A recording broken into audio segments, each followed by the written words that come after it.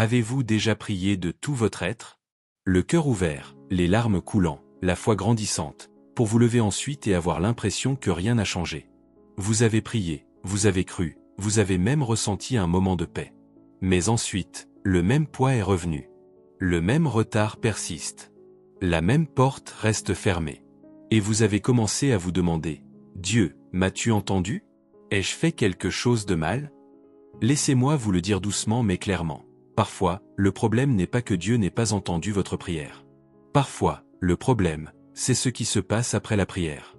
Parce que la prière n'est pas seulement un moment. C'est une transaction spirituelle.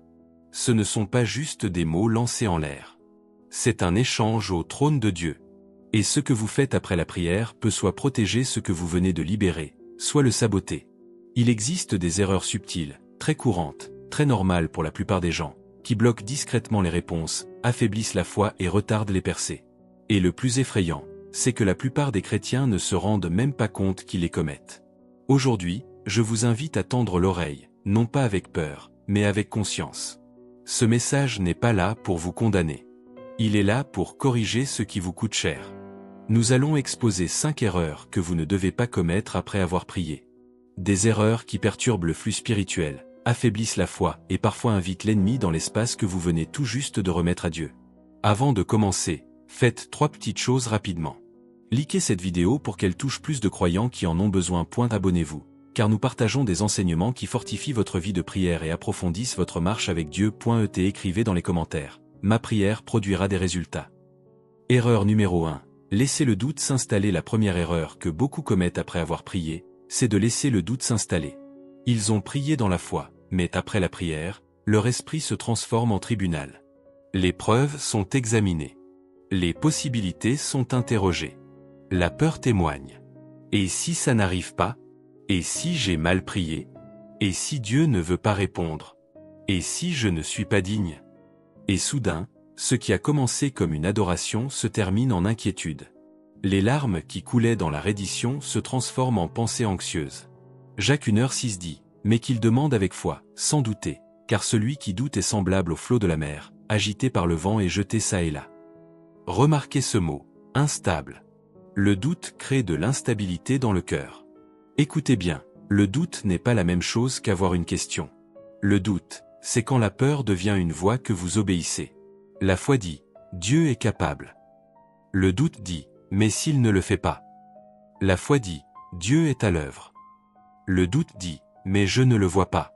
Et l'ennemi adore le doute, car le doute n'est pas seulement un sentiment, c'est une porte d'entrée. Le doute est comme une fissure dans un barrage. Si vous continuez à l'alimenter, tout s'effondre. Imaginez, vous écrivez une lettre de demande à un roi. Vous la soumettez. Puis vous partez en disant, il ne l'approuvera probablement pas. C'est ce que fait le doute. Il insulte le caractère de Dieu. Il remet en question son intégrité, sa bonté, ses promesses. Hébreux 11h1 définit la foi comme une ferme assurance des choses qu'on espère, une démonstration de celles qu'on ne voit pas. Donc, après avoir prié, vous ne voyez peut-être pas de mouvement, mais vous devez rester dans l'assurance. Quand le doute frappe à la porte, ne l'invitez pas. Ne le laissez pas s'asseoir à table. Ne le laissez pas raconter votre avenir. Vous ne discutez pas avec l'ennemi avec des émotions. Vous répondez avec la vérité. Seigneur, je te fais confiance même quand je ne vois rien encore. Dieu n'est pas un homme pour mentir. Mon Père m'entend. La réponse est en route. Car le doute après la prière, c'est comme déterrer une graine pour vérifier si elle pousse. Si vous creusez sans cesse, vous interrompez le processus. Les graines poussent dans un sol caché. Les réponses se développent dans des réalmes invisibles. Votre responsabilité n'est pas de forcer la croissance. C'est de protéger la croyance. Alors demandez-vous, après avoir prié, est-ce que je laisse la requête entre les mains de Dieu, ou est-ce que je la reprends dans mon esprit pour me torturer avec? La foi libère. Le doute reprend. Si vous avez lutté avec le doute, tapez ceci, Seigneur, fortifie ma foi. Erreur numéro 2. Agir contre ce que vous avez prié. La deuxième erreur, l'une des plus courantes et des plus dangereuses. Prier une chose mais vivre le contraire. Certains prient pour la paix mais continuent d'alimenter les conflits. Ils prient pour la délivrance mais retournent à la même tentation. Ils prient pour la restauration mais refusent de pardonner.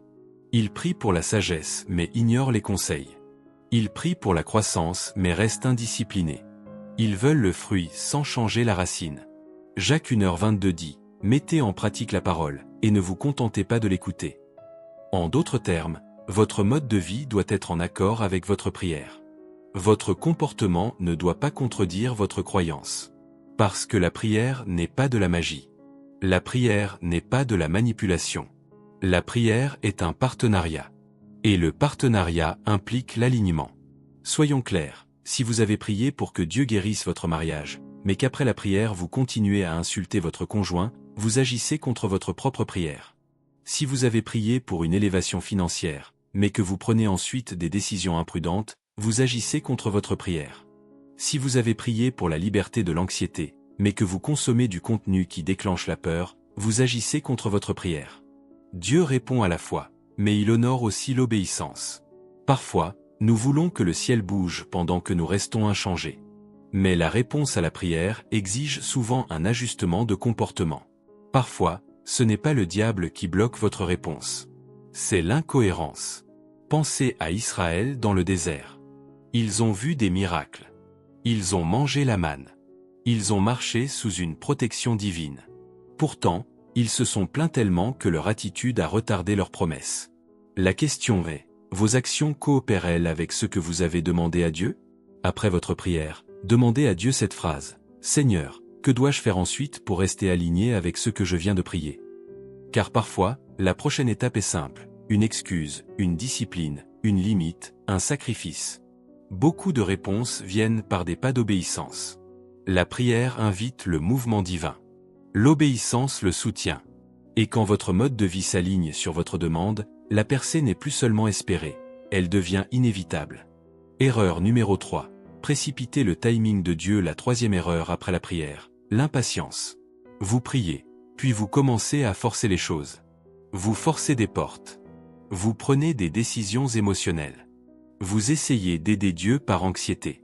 Vous interprétez le silence comme un abandon, le retard comme un rejet, l'attente comme un échec. Ecclésiaste 3h1 dit, « Il y a un temps pour tout. » Tout n'a pas le même calendrier. Dieu n'est pas lent. Il est stratégique. Il voit des variables que vous ne voyez pas. Il prépare des circonstances que vous ne contrôlez pas. Il aligne des détails que vous ne pouvez pas arranger. Parfois, le retard n'est pas un refus. C'est du développement. C'est le caractère qui se forme. C'est l'endurance qui se renforce. C'est la perspective qui se purifie. Abraham a reçu une promesse claire, une assurance divine. Mais son impatience a produit Ismaël. Et cela a créé un conflit à long terme. Il a essayé d'accomplir une promesse surnaturelle par un effort naturel. C'est ce que fait l'impatience, elle crée une réponse contrefaite. Principe de vie, ce que vous forcez, vous devez le maintenir. Ce que Dieu donne, il le soutient. Ésaïe 40, 31 dit, « Mais ceux qui se confient en l'Éternel renouvellent leur force. » Remarquez, l'attente est liée au renouvellement. L'attente n'est pas une frustration passive. C'est une confiance active. L'attente n'est pas du gaspillage. C'est de l'entraînement. Si vous avez prié et que vous attendez encore, ne paniquez pas. Ne vous précipitez pas dans quelque chose juste pour soulager l'inconfort. Demandez plutôt au Seigneur, « Dieu, que construis-tu en moi pendant que j'attends? Quelles habitudes formes-tu? Quelle faiblesse corriges-tu? Quelle confiance développes-tu » Car parfois, la réponse est prête, mais vous ne l'êtes pas. Et Dieu vous aime trop pour vous donner quelque chose qui vous écraserait. Tapez dans les commentaires, « Je ne précipiterai pas Dieu ». Erreur numéro 4. Continuez à porter le même fardeau après la prière, celle-ci est subtile. La quatrième erreur, vous priez, mais vous continuez à porter le poids comme si vous n'aviez jamais prié. Vous avez prié pour votre peur, mais vous paniquez encore. Vous avez prié pour votre avenir, mais vous vous inquiétez encore. Vous avez prié pour la situation, mais vous la repassez en boucle dans votre tête. Philippiens 4, 6-7 dit, « Ne vous inquiétez de rien, mais en toute chose faites connaître vos besoins à Dieu par des prières et des supplications, avec des actions de grâce. Et la paix de Dieu, qui surpasse toute intelligence, gardera vos cœurs. » La prière n'est pas seulement demander. C'est libérer. C'est transférer la propriété. C'est dire, « Dieu, c'est trop lourd pour moi, mais pas pour toi. » Si vous priez puis reprenez l'inquiétude, Vous défaites la paix. Vous interrompez l'échange. C'est comme déposer un sac lourd aux pieds de Jésus, puis le reprendre en disant, au cas où il ne bougerait pas assez vite, au cas où il ne le ferait pas comme je l'imagine. Beaucoup n'ont pas besoin d'une autre prière. Ils ont besoin de discipline sur leurs pensées. Quand l'anxiété monte après la prière, répondez par des déclarations, pas par des réactions émotionnelles. Seigneur, tu m'as entendu. Tu travailles. Je ne serai pas dominé par la peur. La paix de Dieu me garde. Vous interrompez la spirale. Vous remplacez le récit. Car la prière sans renouvellement mental devient un cycle émotionnel. Ce que vous méditez grandit. Si vous méditez sur le problème, l'anxiété grandit. Si vous méditez sur la promesse, la paix grandit. Après la prière, pratiquez la reddition spirituelle. La reddition n'est pas un moment unique. C'est une confiance répétée. Chaque fois que le fardeau essaie de revenir, vous le remettez. Chaque fois que la peur murmure, vous répondez par la vérité. Erreur numéro 5. Oubliez la gratitude. La 5e erreur choque le plus de gens.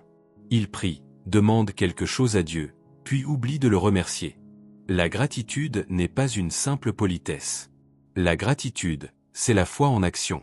Parce que l'action de grâce dit, Dieu, je crois que tu es déjà à l'œuvre.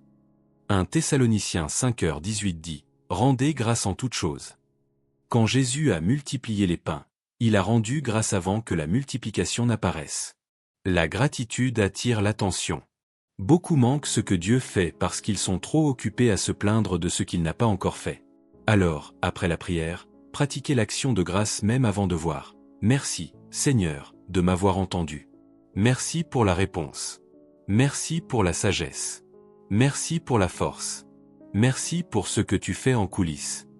La gratitude garde votre cœur tendre, et un cœur tendre reste sensible à Dieu. Tapez maintenant une chose pour laquelle vous êtes reconnaissant. Votre vie de prière ne meurt pas en un jour. Elle meurt par de petites habitudes qui volent sa puissance en silence.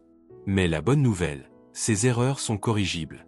Et quand vous les corrigez, votre vie spirituelle devient plus forte. Votre foi devient plus stable. Vos prières deviennent plus précises. Vos résultats deviennent plus clairs. Si ce message vous a touché, ne partez pas sans liker la vidéo et vous abonner à la chaîne. Partagez-la avec quelqu'un qui prie mais se sent bloqué. Et déclarez dans les commentaires, ma prière produira des résultats. Prions. Père Céleste, au nom de Jésus, merci de nous enseigner comment protéger ce que nous libérons dans la prière. Nous nous repentons des moments où nous avons prié dans la foi mais marché dans la peur. Nous nous repentons d'avoir entretenu le doute, précipité ton timing, et porté des fardeaux que tu nous avais demandé de remettre. Seigneur, purifie nos cœurs et réaligne nos esprits sur ta vérité. Fortifie notre foi après que nous ayons prié. Quand le doute surgit, ancre-nous dans tes promesses. Quand la peur essaie de parler plus fort que la foi, rappelle-nous que ta parole est finale. Enseigne-nous à rester fermes comme Abraham, qui n'a pas vacillé dans la promesse, mais s'est fortifié dans la foi en rendant gloire à Dieu. Aligne nos actions sur nos prières. Délivre-nous des contradictions. Aide-nous à vivre ce que nous demandons, à obéir à ce que tu instruis, et à avancer quand tu dis d'avancer. Donne-nous la sagesse, la discipline et le courage pour que notre mode de vie devienne un accord avec notre vie de prière. Enseigne-nous la patience et l'endurance spirituelle. Nous refusons de forcer des portes que tu as fermées. Nous refusons de créer des Ismaël par impatience. Aide-nous à te faire confiance dans la saison d'attente, en croyant que ce que tu as promis se manifestera au temps fixé, et que le retard n'est pas un refus mais une préparation. Et Seigneur, remplis nos cœurs de gratitude. Que l'action de grâce devienne notre langage quotidien. Même avant de voir la réponse, nous te louerons. Même avant la percée, nous te remercierons. Garde notre vie de prière, protège notre paix, et fais grandir jour après jour notre connexion avec toi. Au nom puissant de Jésus. Amen.